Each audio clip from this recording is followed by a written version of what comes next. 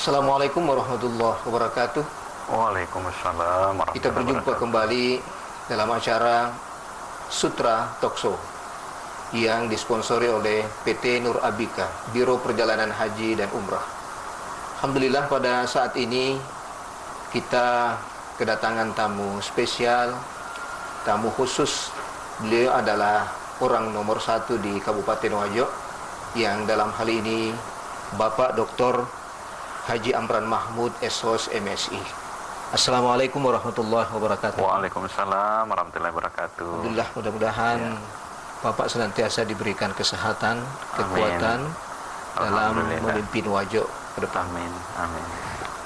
Insya Allah dalam sesi talkshow kali ini merupakan satu sesi yang ditunggu-tunggu oleh para pemirsa dalam acara talkshow yang senantiasa dilaksanakan atau digelar oleh Sutra Channel yang bekerja sama dengan PT Nur Abika, Biro Perjalanan Haji dan Umrah. Insya Allah pada kesempatan ini secara langsung kita bertatap muka dengan Bapak Bupati Wajo. Dan saat ini menjadi momen yang tepat tatkala kita berada di awal tahun baru Hijriah 1442 Hijriah. Dan insya Allah pada kesempatan ini tema yang akan kita angkat yakni spirit tahun Hijriah, momentum penting lakukan perubahan menuju Wajo sejahtera. Jadi insya Allah pada saat ini gelora dan semangat tahun baru Hijriah sangat tepat untuk kita jadikan sebagai momentum dalam membuat semacam satu komitmen atau keinginan kita dalam melakukan sebuah proses perubahan. Tentu saya ingin bertanya kepada Bapak Bupati Wajo, seperti apa sebenarnya kita memaknai momentum tahun baru Hijriah ini, kaitannya dengan proses upaya kita melakukan sebuah proses perubahan di Kabupaten Wajo ini. Bismillahirrahmanirrahim. Assalamualaikum warahmatullahi wabarakatuh. Waalaikumsalam warahmatullahi wabarakatuh. Alhamdulillah wa syukurillah la haula wala quwata illa billah. Kita bersyukur hari ini kita sudah berada di 2 Muharram, dan tentu di momentum tahun baru Islam 1442 Hijriah ini ya menjadi spirit tersendiri dengan kondisi kekinian kita sedang bersama-sama berjuang menghadapi bencana non alam, yaitu pandemi COVID-19. Ya tentunya berbagai keterbatasan, berbagai keterpurukan, ya sampai terpuruk ekonomi, terus kita jadikan semangat pergantian tahun baru Hijriah ini bisa terus membangkitkan diri bahwa sesungguhnya Islam telah mengajarkan kita untuk terus mereformasi diri, untuk melakukan perubahan yang lebih baik. Innallaha la yughayyiru ma biqaumin hatta yughayyiru ma bianfusihim. Jadi tidak akan berubah nasib kita ini kalau bukan kita sendiri yang mau melakukan sesuatu. Dan momentum Hijriah ini adalah tentu kita bisa melakukan kilas balik dari perjalanan kita untuk bagaimana menatap ke depan. Ya, saya kira Allah juga sudah gambarkan di dalam Quran Al-Asyr ayat 18, ya ayyuhalladzina amanu taqullah wal tansu nafsu ma qaddamat ligat wattaqullah innallaha khabirum bima ta'malun. Ya, artinya hendaklah orang-orang yang beriman, orang-orang yang bertakwa untuk memperhatikan apa yang telah sudah kita perbuat, apa yang telah kita sudah lakukan untuk menuju hari esok. Ya, bahkan ke tempat yang sesungguhnya, tempat yang kekal. Tentu dengan spirit semangat keislaman yang bisa menjadi semangat Hijriah kita ini untuk melakukan perubahan. Saya kira semua bisa diolah menjadi Iya, positif. positif. Ya, negatif, kesusahan, ujian, cobaan, bahkan musibah pun itu kita coba kelola menjadi sesuatu yang bisa menjadi energi positif Energi buat positif, kita. betul sekali. Ya, karena bagaimanapun tantangan yang diujikan kepada kita, ya tentu semua itu pasti ada solusi, pasti ada jalan keluar, bahkan ada hikmahnya. Ada hikmah di baliknya. Ada hikmah yang kita belum paham, yang belum tahu, dan pasti kita akan rasakan sendiri. Contoh kecil, hikmahnya kita bisa banyak belajar bagaimana pentingnya sekarang teknologi. Ya, untuk bisa menjadi solusi dari berbagai keterbatasan kita. Kita tetap bisa belajar melalui teknologi. Ya, kemudian anak-anak mahasiswa kita tetap bisa belajar walaupun mereka tetap di rumah. Ya, usaha pun bisa berjalan, bahkan bisnis-bisnis atau pergerakan ekonomi malah bisa terbantu melalui dengan teknologi. Betul sekali. Bahkan pendidikan dan dakwah pun itu tetap bisa berjalan, bahkan bisa lebih mengglobal, bisa lebih inovatif dan berkreasi. Kita memanfaatkan tokoh-tokoh nasional, bahkan tokoh-tokoh dunia untuk bisa kita kolaborasi dengan berbagai kegiatan-kegiatan yang positif, ya, untuk bagaimana memanfaatkan situasi dan kondisi sekarang ini. Ya, Memang sangat menarik, Bung. Artinya dengan kondisi pandemi COVID, walaupun sudah ada semacam usaha untuk mencoba beradaptasi dengan kondisi dan situasi ini, atau kita biasa istilahkan new normal. Nah, dengan kondisi seperti ini pertanda bahwa sudah ada ruang kembali aktivitas. Nah, yang menjadi persoalan sekarang, dan tentu kita ketahui bersama bahwa kondisi pandemi COVID ini masih menjadi hal yang masif. Kira-kira Bapak memberikan solusi. Artinya protokoler kesehatan ini tetap diterapkan, kegiatan aktivitas keseharian tetap berjalan, tetapi seperti apa rambu-rambunya ini yang memang barangkali penting untuk kita sampaikan kepada para pemirsa ini. Ya, baik. Jadi saya kira kalau menurut saya kata kuncinya di sini adalah edukasi. Edukasi, betul. Bagaimana kita mengedukasi dan tentunya melibatkan seluruh komponen untuk ikut bersama-sama menjadi power. Untuk meyakinkan kepada masyarakat kita bahwa new normal ini adalah upaya kita untuk hidup berdampingan dengan COVID.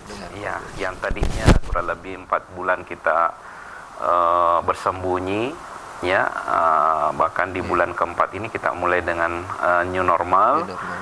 Tentu dengan protokol kesehatan yang sudah diatur agar kegiatan sosial kemasyarakatan sudah bisa kita jalankan dengan terbatas, kemudian hajatan-hajatan, kegiatan-kegiatan yang kita anggap penting.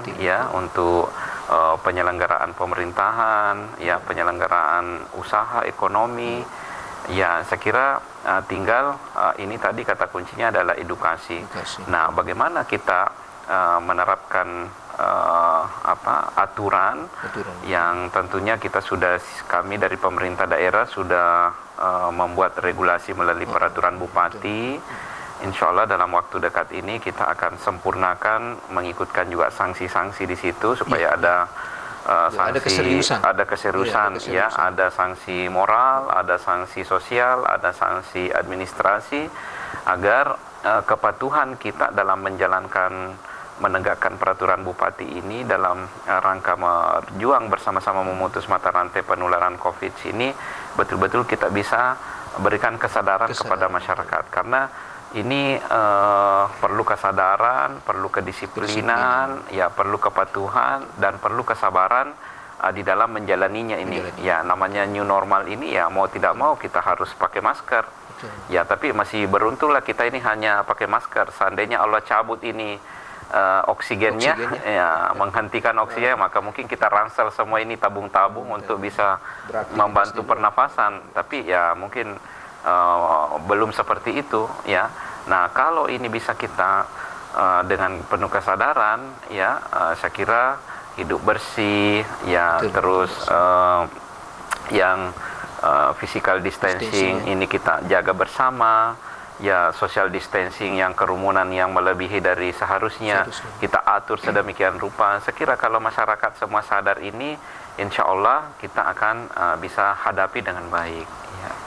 Menarik, para pemirsa, bahwa sesungguhnya kata new normal itu beradaptasi dengan keadaan. Tidak berarti bahwa kita secara leluasa beraktivitas tanpa ada protokoler kesehatan. Dan ini tentunya menjadi hal yang penting untuk kita suarakan agar kita semuanya bisa memberikan edukasi. Di setiap kita punya tugas dan tanggung jawab untuk melakukannya.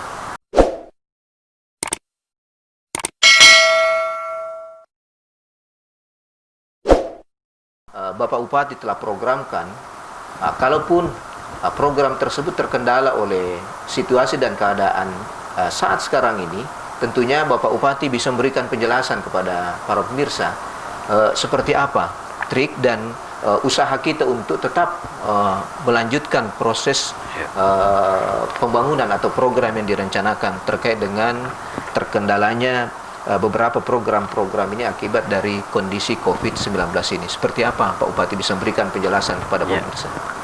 Baik, jadi saya kira sejak kita diterpa dengan COVID-19 ini, ya sangat terasa semua, utamanya kami di pemerintah daerah yang telah membuat program, bahkan sudah ditetapkan melalui anggaran pendapatan belanja daerah tahun 2020 ini.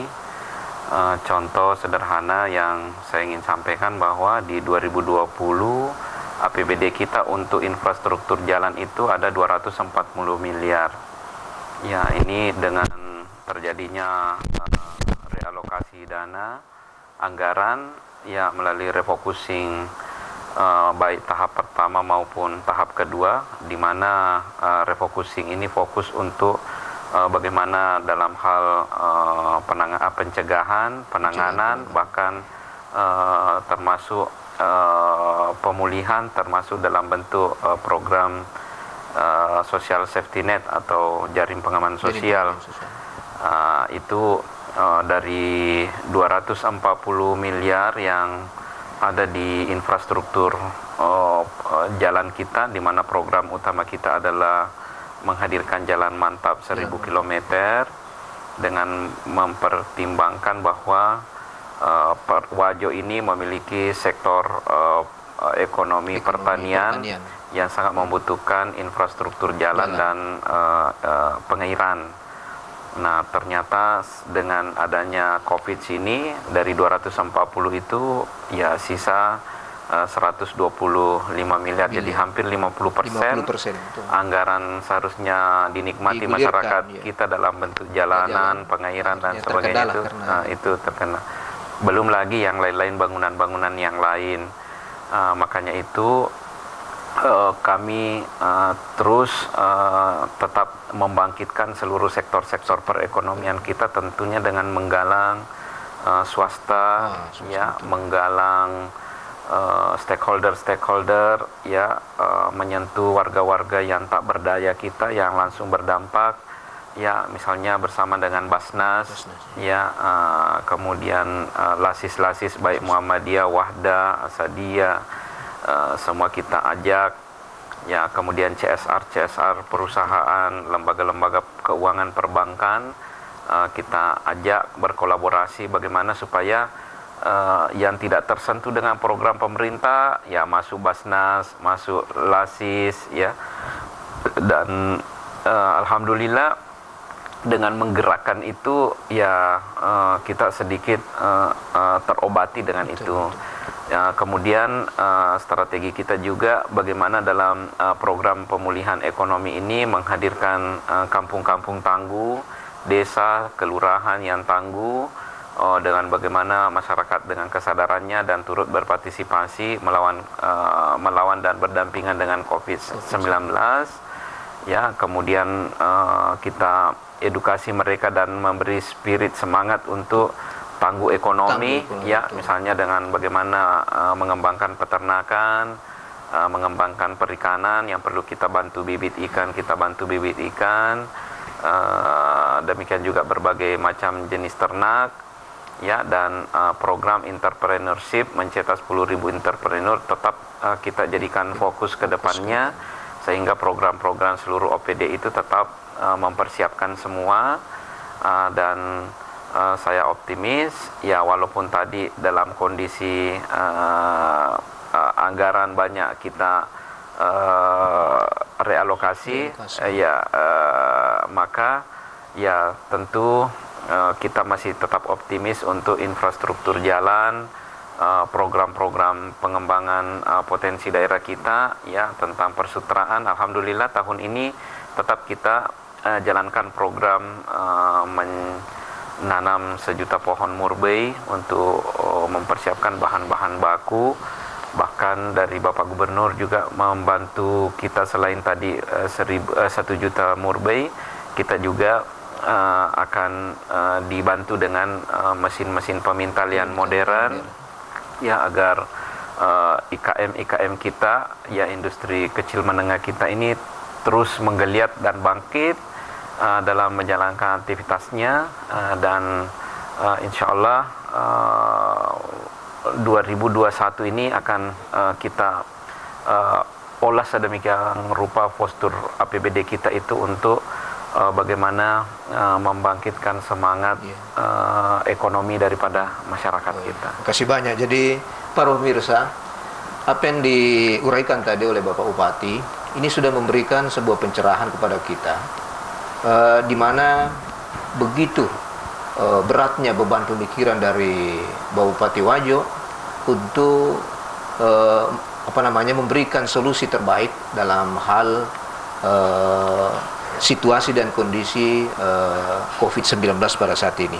Saya rasa apa yang disampaikan oleh Bapak Bupati tadi tentang beberapa anggaran yang direlokasi untuk pemulihan ekonomi, di mana anggaran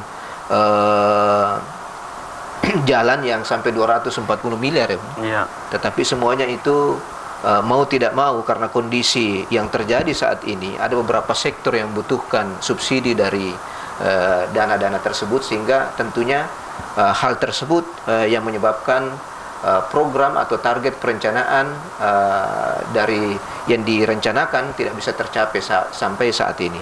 Jadi saya rasa ini penting sekali, apa yang kita sampaikan kepada pemirsa pada hari ini akan memberikan pemahaman kepada kita semua, sehingga tidak ada yang sampai negative thinking, tidak ada yang sampai salah memahami bahwa janji-janji tersebut sebenarnya bukan tidak dipenuhi, tetapi karena kondisi keadaan yang terjadi yang membuat segala kebijakan-kebijakan Bapak Bupati itu, ya, tentunya pasti akan berpikir tentang bagaimana memulihkan beberapa sektor yang tidak hanya sekedar satu hal yang perlu kita pikirkan bersama. Saya rasa apa yang diuraikan oleh Bapak Bupati Wajo tadi akan memberikan pencerahan kepada kita, akan memberikan informasi penting kepada pemirsa. Kita jeda mendengarkan pariwara berikut.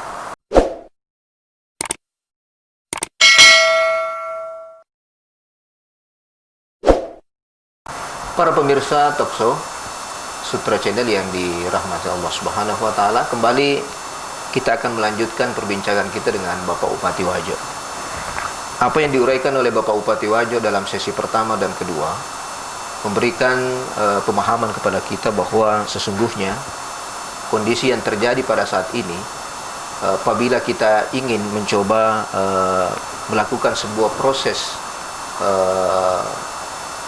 perubahan, maka sesungguhnya memang benar semangat Hijriah yang pada saat ini akan memberikan sebuah spirit kepada kita semua, bahwa sebuah proses perubahan itu tidak hanya sekedar berpangku tangan, tetapi itu membutuhkan sinergitas, membutuhkan kolaborasi antara semua elemen.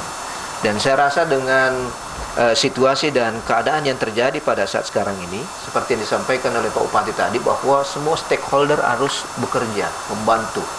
Karena kapan tidak terjadi seperti itu, maka akan sulit tercapai program yang kita inginkan. Mungkin ada pesan-pesan terakhir dari Bapak Bupati Wajo yang ingin disampaikan kepada masyarakat kita, bahwa seperti ini program seperti ini keinginan dari Bapak Bupati Wajo, sehingga nantinya kita berharap dengan publikasi pada saat ini melalui talkshow ini akan ada pemberian motivasi kepada masyarakat kita, sekaligus meminta Pak Bupati Wajo untuk memberikan semangat atau spirit bahwa sesungguhnya kita akan bisa melakukan selama kita bisa bersama-sama. Seperti apa pesan-pesan terakhir dari Bapak Bupati Wajo? Baik, para pemirsa Talso Sutra Channel yang kerjasama dengan PT Nur Abika, tentu dengan kondisi yang kita alami, baik bencana COVID, lebih-lebih juga kita di Wajo ini kena bencana banjir kurang lebih 3 bulan juga, jadi COVID-nya sudah 4 bulan, kemudian banjirnya kurang lebih 3 bulan. Tetapi dengan terus semangat kerja kita untuk bisa menghadapi berbagai tantangan, ya, di mana kami di masa pemerintahan dalam menjalankan amanah saya tahun lalu, di tahun pertama kami menghadapi defisit anggaran 67 miliar. Jadi utang 2018 yang harus kita selesaikan. Tetapi alhamdulillah kita dengan kondisi itu tetap kita bisa bangkit, bahkan memperbaiki beberapa infrastruktur kita lebih 200 miliar. Kemudian di tahun 2020 lagi ini kita didera lagi dengan COVID, lebih 200 miliar uang kita harus dialihkan ke penanganan COVID, baik yang ditarik langsung dari pusat, ya, melalui kebijakan pemerintah pusat, maupun melalui refocusing kurang lebih 40 miliar, mulai dari pencegahan, penanggulangan, dan penanganan daripada COVID-19 di Wajo, ya, termasuk di dalamnya kita menyiapkan kurang lebih 20 ruang-ruang perawatan seandainya terjadi kesulitan kita dalam merujuk warga kita. Tetapi alhamdulillah karena adanya kebijakan dari pemerintah provinsi menyiapkan fasilitas rumah sakit rujukan, bahkan hotel-hotel untuk OTG, sehingga itu juga belum terpakai, tapi tetap kita mempersiapkan. Jangan sampai hal-hal yang kita tidak inginkan itu tetap terjadi. Kemudian yang ketiga, ya, saya kira harapan kami kepada seluruh masyarakat Wajo untuk terus bahu-membahu, ya, dengan kekompakan, sinergitas, kemudian kolaborasi kita semua dalam membangkitkan roda perekonomian dan aktivitas kehidupan sosial kemasyarakatan. Saya kira tetap kita mematuhi protokol kesehatan. Kami sudah buat rambu-rambunya melalui Perbub, bahkan dalam waktu dekat ini akan kita sempurnakan Perbubnya supaya ada juga sanksinya, supaya bisa ada tindakan-tindakan bagi warga kita yang masih menganggap biasa-biasa saja ini kondisi. Padahal ini sudah harus kita siaga terus di dalam menghadapi COVID-19. Dan yang keempat, saya menghimbau, ya, supaya tetap sabar, tetap disiplin mematuhi, dan saling mengedukasi, ya, utamanya kepada seluruh stakeholder, tokoh-tokoh agama, alim ulama, tokoh-tokoh masyarakat, ya, semua yang bisa mengambil peran untuk membantu mengedukasi masyarakat. Dan mari kita bangkit untuk pemulihan ekonomi, karena potensi kita di Wajo ini, ya, walaupun kita didera kondisi seperti itu, pertanian kita tetap menggeliat. Bahkan Juli dan Agustus ini kita panen raya, ada kurang lebih 80.000 hektar, kurang lebih 400.000 ton masyarakat kita panen. Ya, saya kira ini akan bisa menggerakkan roda perekonomian dan seluruh sektor-sektor yang lain. Nah, kita berharap dengan program yang sudah berjalan sekarang ini, perbaikan infrastruktur, walaupun terpotong-potong sudah, tetapi kita masih tetap berharap ke depannya dilanjutkan lagi, sehingga kami targetkan 2023 sudah bisa kita nikmati semua ruas-ruas jalan sampai di kecamatan bahkan desa, sehingga ini akan meningkatkan ekonomi nelayan dan petani-petani kita di bawah. Ya, kemudian yang terakhir, ya tentu saya berharap untuk terus tidak panik, ya, apalagi sekarang ini perkembangan COVID kita di Wajo ini semakin bertambah juga, tetapi tetap kami melakukan penanganan yang baik. Insya Allah dengan kerjasama seluruh komponen masyarakat, saya yakin pasti optimis untuk tetap kita bisa bangkit dan berdaya dalam pemulihan ekonomi. Terima kasih Bapak Bupati Wajo. Kami doakan bersama PT Nurabita senantiasa mendoakan Bapak Bupati Wajo dalam keadaan sehat selalu, diberi kekuatan untuk senantiasa memberikan pengabdiannya kepada masyarakat kita dengan program-program yang telah beliau lakukan. Semoga pertemuan kita bermanfaat dan kita berharap masih ada sesi nanti bisa bersua dengan Bapak Bupati Wajo. Kita cukupkan sampai di sini. Terima kasih atas segala perhatiannya. Assalamualaikum warahmatullahi wabarakatuh. Waalaikumsalam warahmatullahi wabarakatuh.